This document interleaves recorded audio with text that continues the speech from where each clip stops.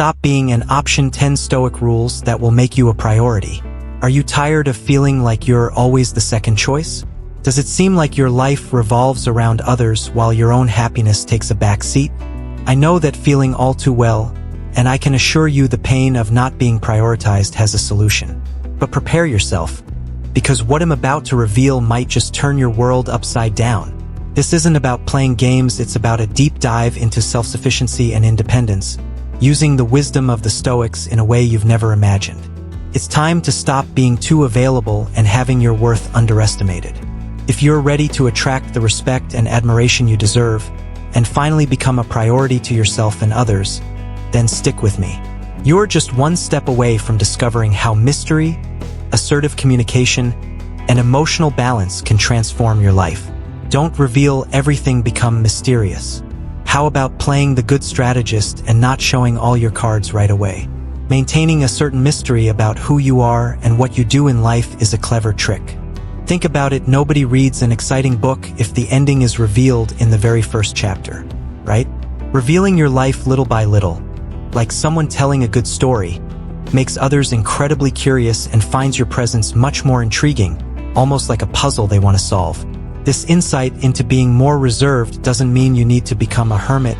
Far from it. It's about carefully choosing what you reveal, you know? This increases your value and makes people want to unravel a bit more about you.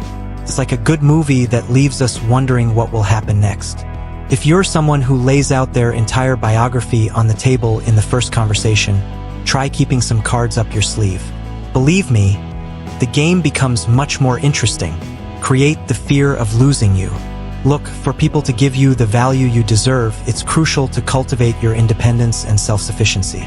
Think with me, if your life is already a huge success, full of purpose and joy, without depending on anyone for it, you become a coveted prize.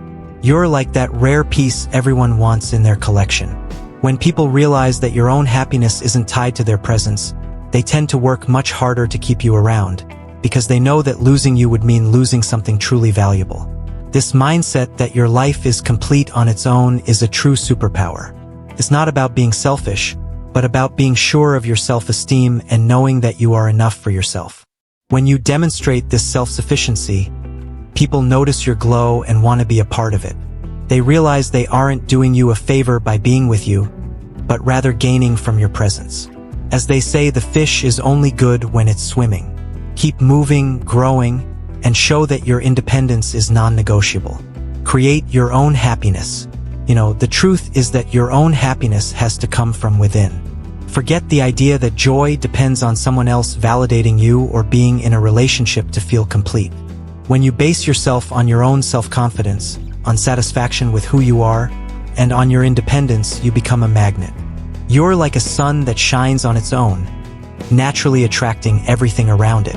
This source of joy that you cultivate within yourself is what truly makes a difference. It's not about being selfish, but about being sure that your well-being is your primary responsibility.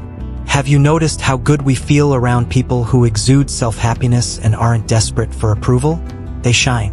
And to start applying this, how about setting aside time to do things that bring you pleasure, whether it's reading a good book like Charles Duhigg's The Power of Habit, which helps you understand how to build positive routines, or practicing a new hobby.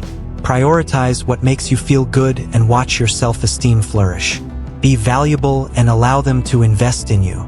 Knowing your own worth is the first step for others to recognize it too. It's as if you have a treasure and you show the world that it's not for sale at any price. When you position yourself as someone worthy of effort, time, and real commitment, people tend to invest more in you. True appreciation doesn't come from what's easy, but from what requires a bit more dedication. Think about it, if something is handed to us on a silver platter, what real value do we place on it? None, or almost none. It's only when we put in the effort, dedicate ourselves, that something takes on another dimension. That's why, instead of chasing, allow others to come to you, to strive to have your company, your attention. This not only reinforces your intrinsic value, but also teaches others to prioritize the time and energy they dedicate to you.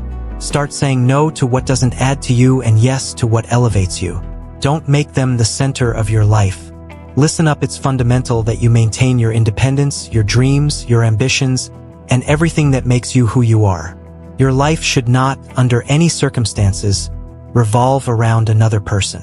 When you place someone at the center of your universe, you risk losing your own identity, and that, believe me, takes away some of the shine we cherish so much.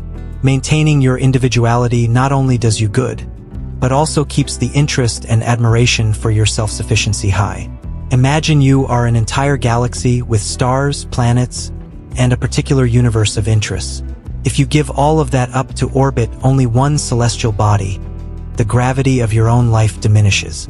It's super important to have your own hobbies, your friends, your goals, even simple ones like learning to play an instrument or delving into a book you've always wanted to read, like James Clear's Atomic Habits, which teaches you to build small daily actions that take you far.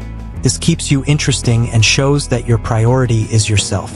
Prioritize your own needs first. It might seem counterintuitive to some, but putting your well-being and needs first isn't selfishness, it's self-sufficiency.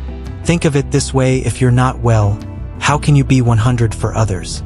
This demonstrates your self-worth and establishes clear boundaries, ensuring you are treated with the respect you deserve. After all, you are the most important person in your life.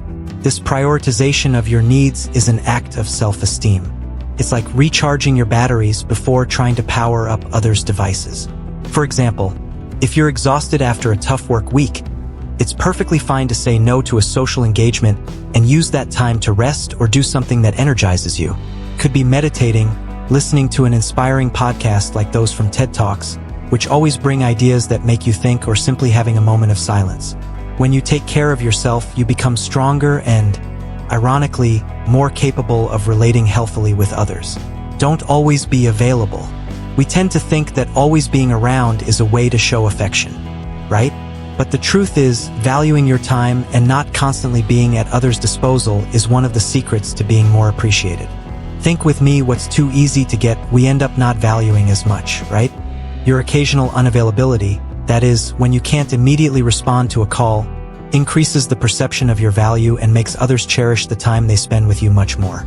It's that simple. If you're always accessible, your availability becomes common. But if you have a life, your own commitments, and aren't glued to your phone 24 hours a day waiting for a message, your presence becomes more significant. It's like that favorite song you don't listen to all the time so you don't get tired of it. Start scheduling time for yourself, for your hobbies, and don't feel guilty for saying no once in a while. This reinforces that your life has value and that your self-happiness is a constant priority. Stop always initiating conversations. It's very easy to fall into the trap of always being the one who starts conversations, who sends the first message, who chases. But for any healthy and balanced relationship, it's essential that communication flows in both directions. Seeking this emotional balance and allowing the other person to also take the initiative to start a conversation is a strong indicator of their interest. If you're always available to start, how will you know if the other party truly cares about connecting with you? This small change in habit is powerful. It avoids that feeling that you're always available and, as a bonus, helps you observe who truly cares about maintaining contact. It's not a manipulative game, but rather a way to value your own time and energy. Think about it: if the communication scale is always tipping to your side, maybe it's time to let it find its emotional balance. This in itself gives you immense value. Don't be too emotionally attached. Of course, sharing your feelings is super important in any relationship, but there's a detail: emotional balance is key. When we get too attached to the point of losing control of our emotions, it can end up obscuring your own value and making it difficult for others to respect your needs. It's not about being cold or indifferent, but about having a certain detachment that allows you to maintain clarity and independence. Think with me: if you're always at max emotionally with every small fluctuation in the relationship, it can become draining. It's like trying to drive a car with the accelerator always floored. Eventually, the engine will overheat. Staying calm and maintaining a certain dose of emotional self-sufficiency helps you see situations more clearly, make smarter decisions, and protect your own happiness. This also shows that your self-esteem is in check, and that you trust yourself to handle the ups and downs. Be willing to walk away.